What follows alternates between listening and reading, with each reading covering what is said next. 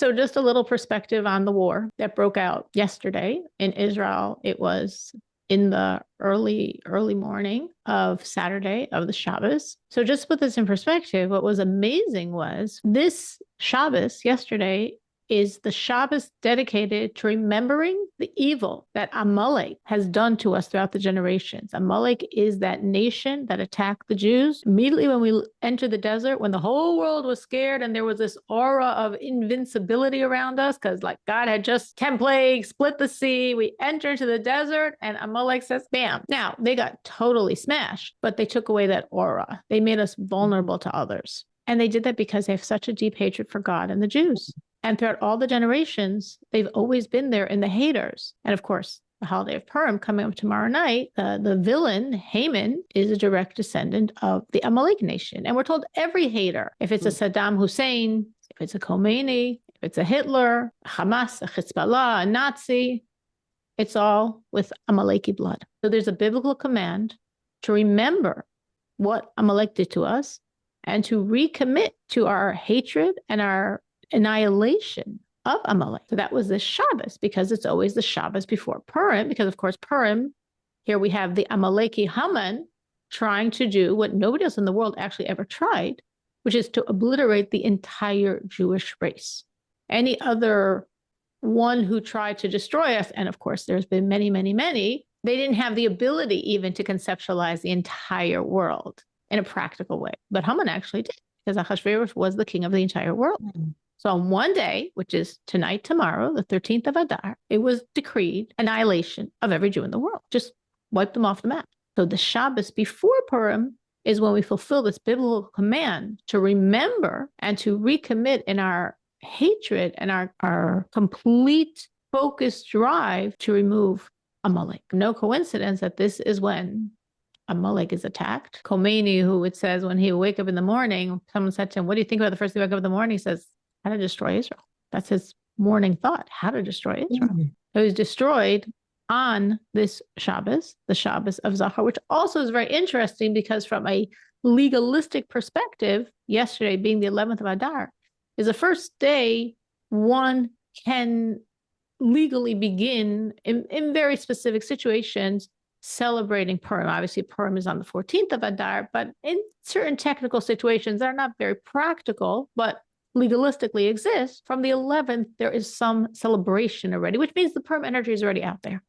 So the Purim energy, which is the energy of destroying the evil, and specifically, of course, centered in ancient Persia, modern day Iran, Iraq, that was the energy dominant when Israel and America began destroying Amalek. And now Hezbollah has joined the fray, so they should also go down. And it's a very powerful time. It's very interesting because there's a letter of the Lubavitcher Rebbe dated 11th of Adar in the year 1979, which was the year of the Iranian Revolution, when they overthrew and exiled the Shah and the Khomeinis took power. And the Rebbe there is writing Friday before the Shabbos before Purim, and the Rebbe dates the letter the eve of the Sabbath, that will be the 11th of Adar, the Sabbath of remembering the destruction of Amalek. And the Rebbe speaks there about, gives a prayer and a blessing for the absolute destruction of Amalek, which here, this was 1979 when the Rebbe was writing it, exactly the time of the Iranian Revolution and Khomeini's taking over. So it was very like, wow, okay. The Rebbe said this some 50 years ago, and now on this date,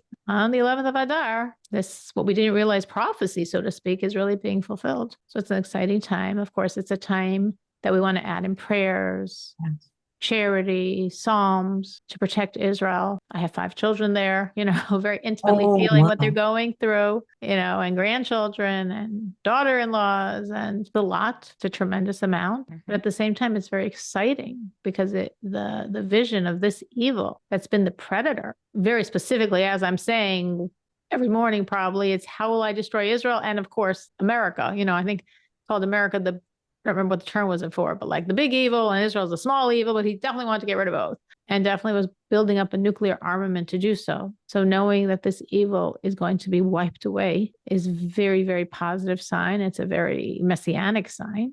It really feels like, okay, this is moving toward Mashiach when the evil is being destroyed. At the same time, there's real threat going on now in the country, and, lives have been lost. And it's definitely an important time to add in prayer, to add in charity, to add in psalms, to protect all the people fighting, to protect the Iranians, the innocent victims, that they should be able to overthrow this government and install a good one, a positive one, which of course is, I'm sure, a tremendous process with lots and lots of God's help, and that the land of Israel should be protected and that the people of Israel should be protected.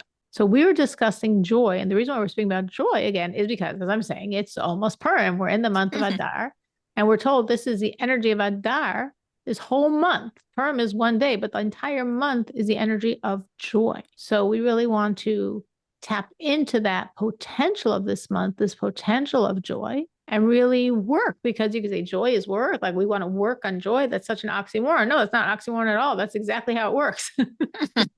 We work on joy. We understand the value of joy. We know God wants us to be in a state of joy, and we know we have to work to achieve that joy. And the work, of course, as we were discussing, has a lot to do with what's going on in our mind and how we're conceptualizing and looking at the things in our life, right? We discussed last week the muscle of gratitude, the muscle of looking at things and seeing the good, the muscle of appreciating, of thanking God. And the more we see the good, the more we appreciate, the more we thank, the more the blessings flow, and the more we look at our life, and we have a lot to be joyous over. Whatever the situation is, and however anyone else would view our life, we can look and see the good, the joy, what God is doing for us, because we know what God's doing for us more than anyone else. So did anyone have any thoughts of this over this past week, or related to anything with what they were going through with these ideas that we discussed last week? I just spent, when I would go to prayer, I had written down to remember joy, and I incorporated the joy of praising God more and thanking Him more for His mercies,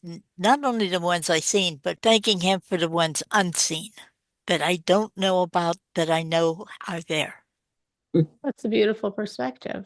That's really beautiful. Anyone else? Anyone else have any thoughts? Natalie? I was going to apologize for being late. You find this funny. So I had friends over here were making Hamantash, and so I was caught up in that because it ended up going way late into the afternoon and evening. And the other friend who stayed longer was like, "So wait a minute, you weren't raised Jewish, so how did you go from Christian to Judaism?" Because he said, "I'm still not Jewish." Well, exactly. I was like, well, because the friend that we have in common was raised secular Jewish and is like not practicing. She's kind of Catholic-ish. So I was late because because I always jokingly say like, well, how much time do you got? And she's like, oh no, I can hang out. So lots of time. You said, oh no, this is a long story. Well, I was, and every time I try to do it quickly, like and plus we have the toddlers around and everything. But didn't anticipate. This woman is Jewish, is Christian, is what is her? What was she? The friend I was talking to was raised atheist and is newly Christian, kind of. So she's not Jewish at all. No. But the friend that we have in common, the way that we know each other, that gal was raised. She is Jewish, was raised very secular, and is now Catholic, kind of. Okay. So hopefully you remind her of her Jewish for being identity. Late. But I was having a very productive evening. Good. I'm glad you're having a very productive evening. We made trays. Oh, yum. Trays of Hamantash. Great. That's amazing. Well, anyone so else funny. have any thoughts? Like, so Carol really put it in her prayers. Anyone else have any thoughts about joy this week? Well, I was joyful to see my brother in Iowa, and I kept thanking Hashem for getting us there safely and returning us home safely. It's a long drive, about 5.5 to 6 by the time we stop. I was just very grateful that the visit went well and that I returned safely to my home. That's beautiful. So that's like the joy we were talking about last week. Joy that we have an appreciation for the good in our life. We're grateful for that good. We feel we have a blessed life. Just want to mention one thing, and I see Natalie's hand is raised, but there's also the joy, which we didn't even discuss last week, which is the joy that we serve God. We touched on it, but really, the more you appreciate how precious it is to serve God, how significant it is to serve God, how special it is to serve God, in essence, also how rare it is to be a Noahide and serve God, the more you should have automatic joy from your service. And sort of if you're serving God and not feeling the joy, this is like an extreme sign of, wait, something is off here. Something is major off. Because how could I be serving God and not feeling a joy, an appreciation, an excitement, a specialness that I can serve, that I have the privilege of serving, that God's, so to speak, invited me into his palace. There's not so many he's invited in. There are not that many Noahides around. But God chose each one of you to be serving him. And that thought should be an automatic space of joy, and specifically, of course, joy when you are serving. And if you're serving without the joy, it's like, what does that mean? That's like a question mark. Like, why isn't there joy? Is there not appreciation? Do you not realize how special it is? Do you not realize how privileged you are? Or maybe you forgot. So need sometimes to like reconnect and inspire yourself with, wait, the fact that I can serve, that already is such a source of joy for everything in my life. Natalie. Sorry. The other thing I was going to throw in there, just we've talked many times about, God kind of being in ways that, seeing God in ways and places you weren't expecting him. So I said we're hosting this making Hamantash, and I've made the same recipe for years, and it's always made way more cookies than we needed. And this afternoon, all the kids were making theirs, and there was not even close to enough. So my oldest scrambled to make a second batch of dough because I made it last night really late, and we chilled it and the whole thing. I was like, oh my gosh, we need more. But by the time that the other friend got here and we were having this conversation, it was too much. So I'm standing there making more. So we were able to have this whole conversation as I'm now making the whole second batch. And it was like, it was so bonkers. And what do you fill them all with? Let's see here. We've got Nutella and apricot and strawberry and Marionberry. And then what are you going to do with all of them? Eat them. Now we're going to eat them. Well, we gave a ton of them to them when they left. Yeah, because we still have a ton from the ones we made last week. Cute. So nice. So special. The whole idea of the Hamantash thematically is the idea of, which sort of goes into what you're saying, the whole Purim theme of covered, uncovered, concealed, exposed. The original Hamantash, which is not really called a Hamantash, it was called the Mantash. A tash in Yiddish is a pocket. So it's like this pocket of dough, this triangular dough, within which is buried the very sweet mun are poppy seeds, very sweet poppy seed filling. But you look on the outside, it's just dough. And underneath that, there's all this sweetness. And that's sort of thematic to the whole Purim message of, on the surface, you don't know what's going on. It doesn't seem like anything so special, great, or wonderful is going on. Like Natalie's whole story of not having enough dough, so therefore made a second batch, so therefore had all this time to get into this whole deep philosophical discussion and hopefully inspire this woman because she's making the second batch and she had all these new Hamantash cookies she had to make. So, we just see the surface and we don't get the surface, but looking under, there's something very sweet going on. And that's the whole Purim theme. What is exposed and what is not. God's name is not mentioned once in the entire scroll. Is he there? He's there in every word. Do we see him mentioned? Not at all. Find him, the whole word Megillah, the scroll, really is the root word of revelation. It's our job to reveal. And Esther, we call it Megillah Esther, the scroll of Esther. Esther means what's hidden. So uncovering the hidden, revealing the God who's there, but hidden within nature. So that's why Purim we can all relate to in our lives, just like Natalie's story. We all have lots of catch me if you can, hidden. But look, God's right here. Look, find him, celebrate him, expose him, rejoice in him. He's right here every single moment. We got to reveal him. We've got to see him. We've got to crack open that dough and see the sweetness inside. So again, this is joy. Joy, as we're saying, with our perspective, like Sabra said, a person could have said, oh my gosh, I have to schlep and drive 6 hours each way. Or like, oh, I'm so glad it was such a good visit. God was giving us the ability to get there safely, to return safely, joy in our life and joy in our service, and joy that we can serve, and joy that we were chosen to serve, and joy that we have God in our life. All very strong reasons for joy. So continuing, because sometimes it's not as clear. Sometimes when we look at life, it's not just like Not everybody would have Sabra's perspective of how wonderful it is to drive these 6 hours back and forth to her brother, or Natalie's perspective, how wonderful it is to have to make a second batch of Hamantash and have too many extra cookies. So I have all this time to connect to this woman. But you could. We could see where it's coming from. But sometimes there are things in life that are way past that seem really negative, really hard to recognize what we're saying, which is always true, that always God is hiding and always we need to find him. And if we have anything negative going on or what we view as negative, we just have to, so to speak, work harder to find him. If we think of by the binding of Isaac, right, which was a deliberate setup from God, and God deliberately told Abraham something, knowing he would think not the truth, but what God wanted him to think in confusion, like, oh, God wants me to sacrifice my child.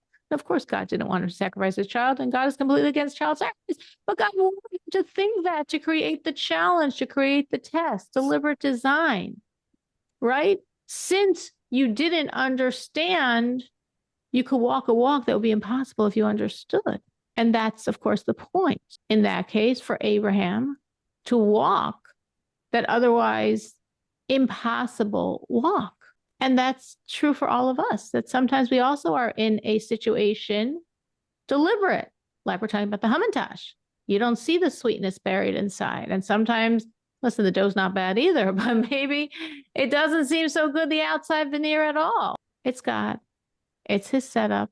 It's specific to really bring us to whatever the point is we need to be brought to at that moment. And sometimes the point is to find God in it, to see God, to connect in a way that's only possible when he seems so hidden. Like the parable is given of a father who hides to develop the intelligence of his child. So the father's hiding so the child should find him. And the intelligent child says, oh, father would never abandon me. So he keeps looking for his father. And then father comes out. But the foolish child cries. He's not searching. He's not into systematic search. He's going to play games and forget about his father. Now, why is the father hiding?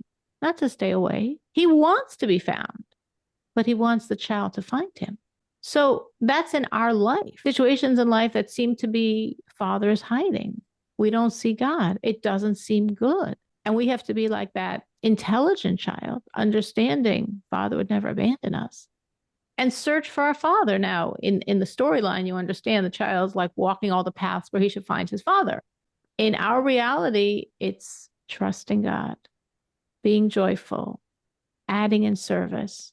That's how we search for God. That's how we say, God, we know you are here and we are going to find you. And again, it's so strong thinking of these ideas Purim time, because this is exactly the Purim message. You know, it wasn't like Passover, nature breaking miracles. It wasn't like Hanukkah, one flask of oil that lasts for 8 days. There's nothing you could prove as a miracle in the entire story of Purim. It's such a high level miracle that it goes all the way down to be embedded in nature. But go find God. He's there. He's there in every single detail. And if you hear the story, if you would read the book or be in synagogue and know the meaning, it's 40 minutes, less. Could be 30 minutes. It could be 25 minutes. Those 40, 30, 25, 20 minutes are spanning 9 years. And in the 9 years, it wasn't so clear where God was. But when you hear the story, all the dots line up. It's very obvious. But it's not only true once a year on Purim. It's true every day of our life. And when we have this Purim perspective, that it's all God. It's a Hamantash. I got to find him. It's a Hamantash. It's all God.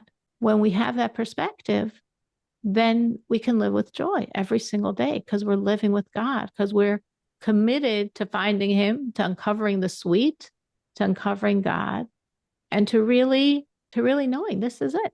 There's no other option. There's no other choice but God's beneficent, kind, protective hand. So in essence, God is hiding himself for us to search for him.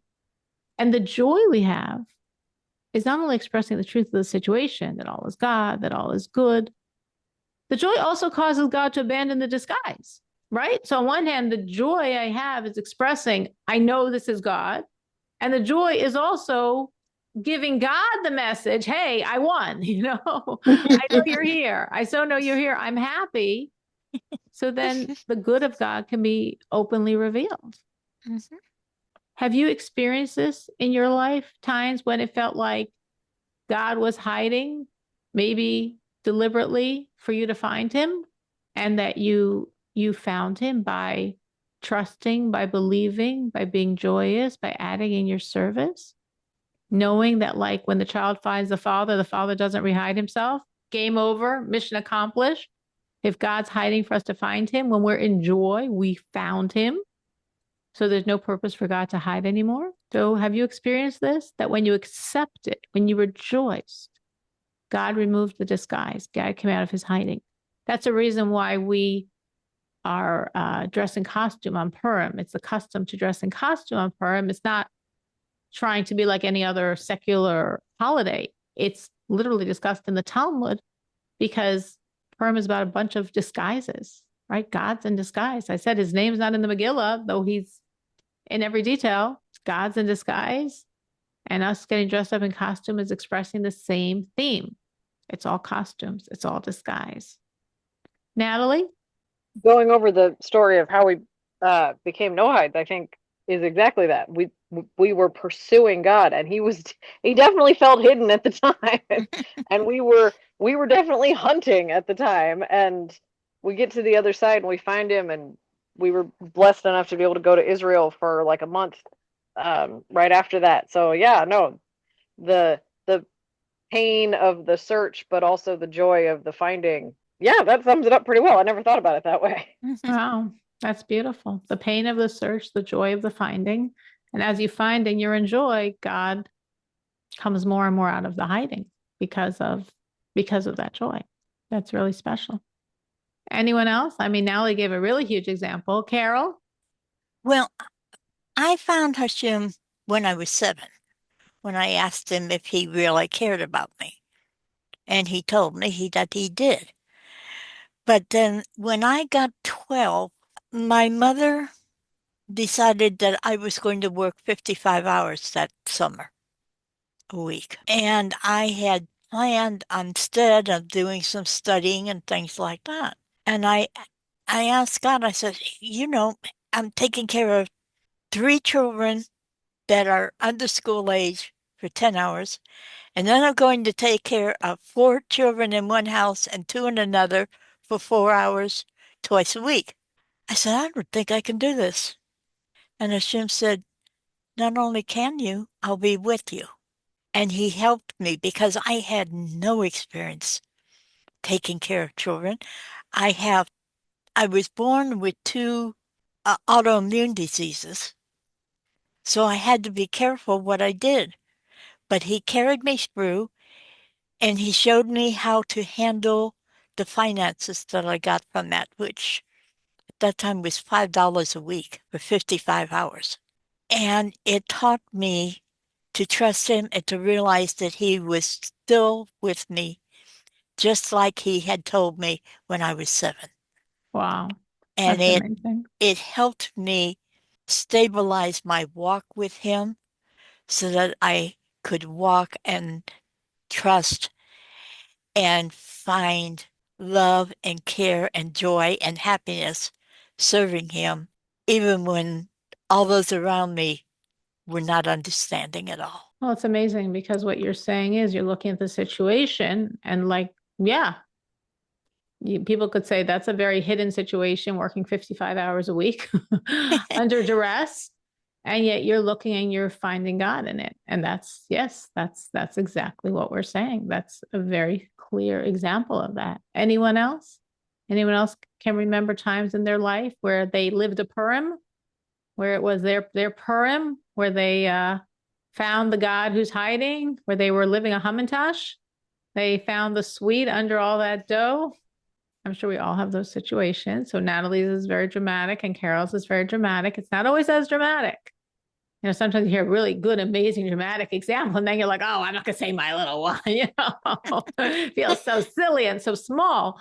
But it's really living Purim all year round. It's living a Hamantash all year round. It's really living and saying there's a sweet, there's God. He's here. He's in the situation.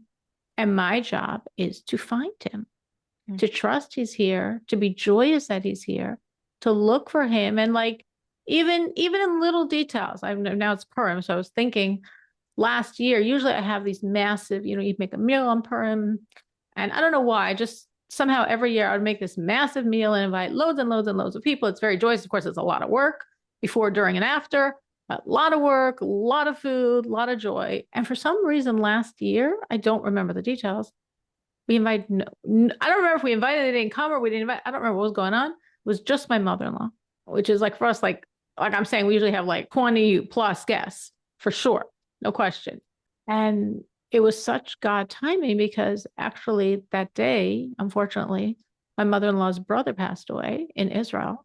And because she was the only one there, we were able to focus. We were able to gently tell her the news. We were able to bring her to her nephew, her brother's son, who lives in Chicago. And I was like, wow, look at God. Like I don't really remember the details to remember if I don't know why we didn't have anyone else. It's a year ago, it was way too long ago for me to remember. But I was like, okay, that was God. Even if whatever my calculations, and I tried and it didn't happen, or I didn't try, I don't remember.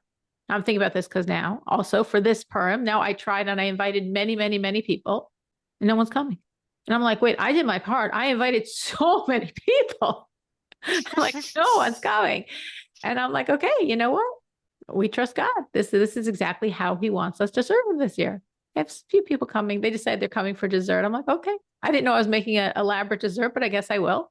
But it's still easy than making a whole elaborate feast for so many people. And it was like, okay, you just walk with God. So I'm saying it's in as little examples as that, planning to have a lot of people and inviting and nobody coming. And that's okay, God, this is you, I don't know what the end of the story, if I'll see the story, maybe I'll be able to tell you next week. Maybe I'll have forgotten by then, but you just walk with it and say, this is what I thought. This is what's happening. This is you.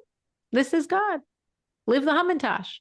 Find the joy, find the sweetness, except it's God. When we know it's God, we know it's sweet. Look and find that sweetness. Anyone else want to share? May I ask how far you look for me? It's good food, but many hours. Yes, you'd think I invite so many people, and no, every person for whatever reason could not make it. And that's clearly God's Hamantash, God's plans. And it's all completely, completely, completely good. The joy causes the good hidden within the packaging to emerge. Yeah. Like I'm saying, in my little example, will I see, why God only wanted these people coming for dessert? And maybe perhaps my mother-in-law will come because no one else, who knows? But I go into it with joy. I go into it saying, God, this is your world. This is what you want. When you accept, when you rejoice, God removes the disguise. God comes out of his hiding.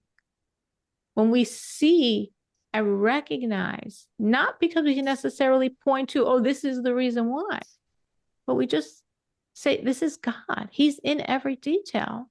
Mm-hmm. And the goodness within the disguise comes out. The disguise is dropped. The inner goodness surfaces. And why is God doing this? Right? In the story we gave about the father hiding, it's to develop the mind of the child, that the child will have the intelligence to look for him. Why is God doing this? Well, obviously we know it's him, and we know he's good, and we know he's loving, and we know it must be that in this situation, this is the only option. It's like God is testing us, right? When he's not revealed, when we have to search and find him by trust, find him by joy, find him by adding in our service, it's testing us. It's testing our commitment.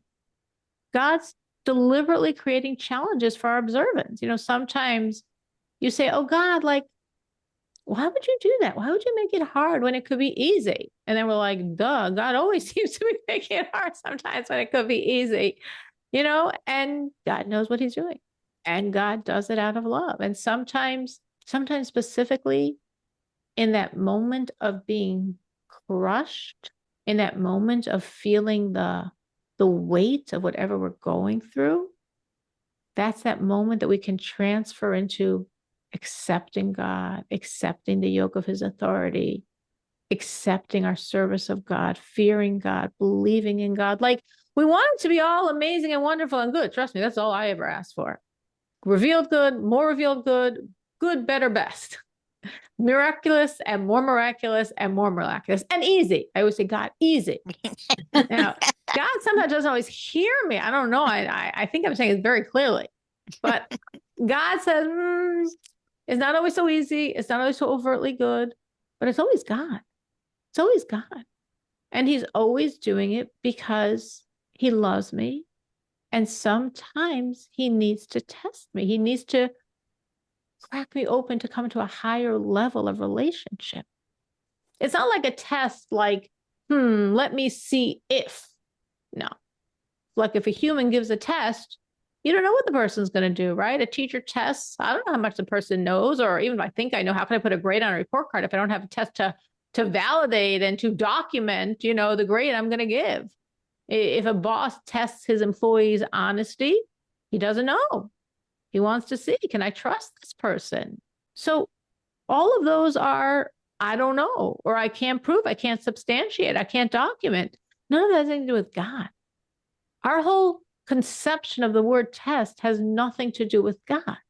Because in any human test, the test is because I don't know or I can't prove what I think I know. God knows. He knows better than us exactly where we're holding. He doesn't need to prove himself to anyone.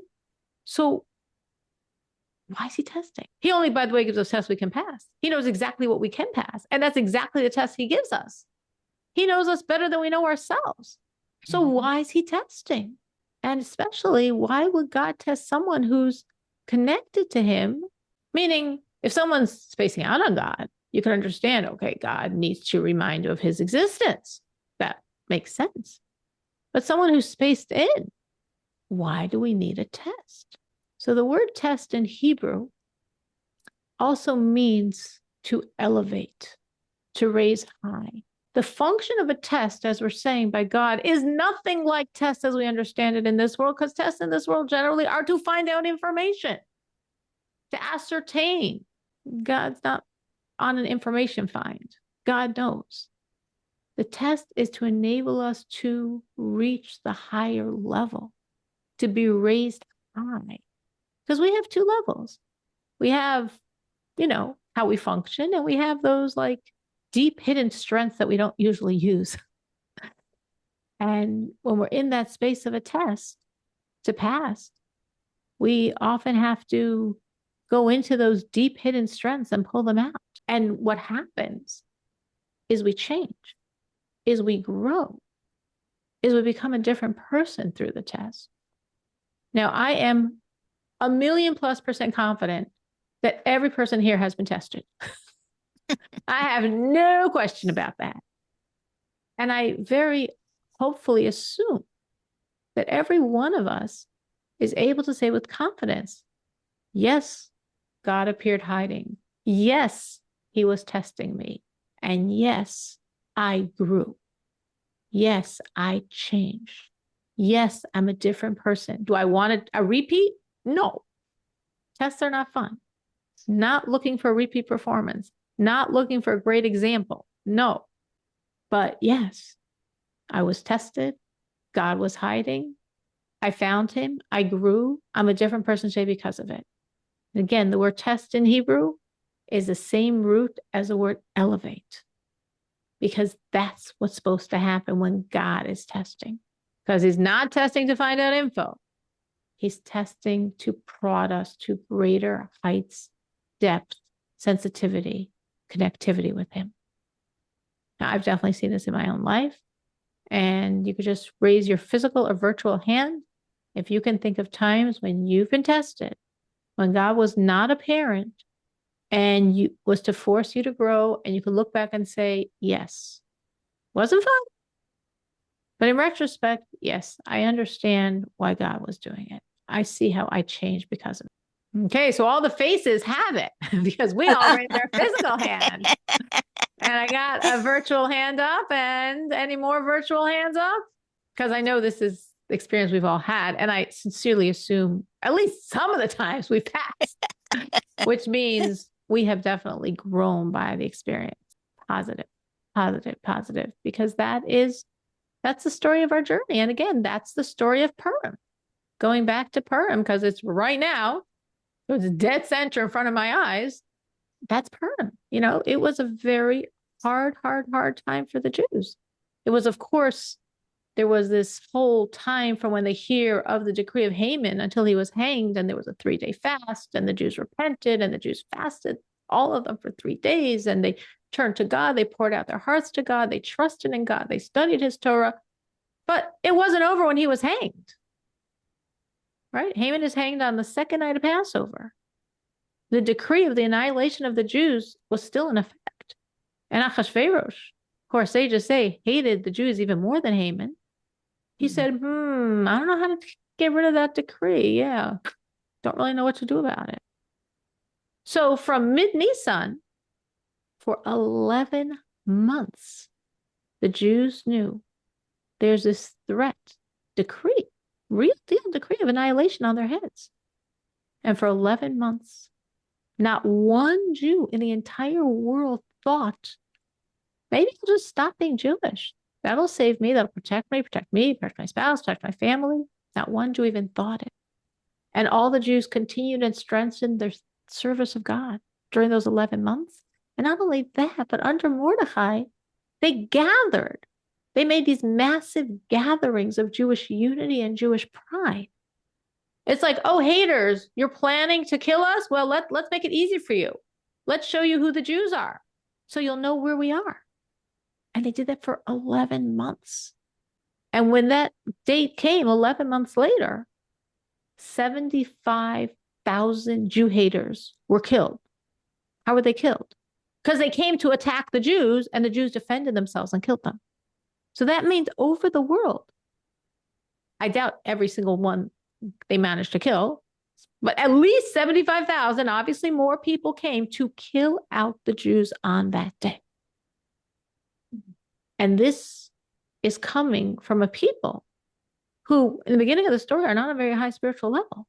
But here's God hiding. We don't see him. There's a threat of intense annihilation. We don't know where he is. And through that test and through that threat and through that finding God, they all grew to such a spiritual level that they didn't even think of leaving Judaism, that they strengthened their observance, and they went public with who they are as Jews, which created over these 11 months the enormous miracle of Purim, that all these people that came to kill us instead were eliminated themselves. 75,000 of them. So that's the Purim story. And I'm saying that's the story in ourselves, in our own lives, when we're going through things. And where is God? Again, in huge details, like Natalie's example, in small details, like my example, and in everything in between. It's always like, where is God? He's hiding. Why is he hiding? So I can find him. How do I find him? With my joy, with my trust, with my service. And why would he be doing this? Because this is a process of how I grow. This is a process of how I change. This is a process of how we get closer. This is, as we're saying, the process of Purim. All right. So this is, as I'm saying, a super special time. And we want to really access this energy and really believe and really look at what's going on in world events with those same confident Purim eyes. What enormous cosmic timing, right? God is so overt here. I can't call it hiding. So obvious. And we can't wait to see the destruction of all the Amalekites and all the Hamans and all those forces of evil should be obliterated from the world. And all the good, innocent people should be completely, completely protected. Thank you so much for joining. Have a very, very, very joyous week. Natalie, enjoy your Hamantash, your bounty of Hamantash. Needless to say, I didn't make one. I don't make Hamantash. It takes too long. But enjoy all of yours and everybody else who can munch on a Hamantash and think of their life as a Hamantash. Thank you so much. Sure. Thank you. Have a wonderful, joyous week.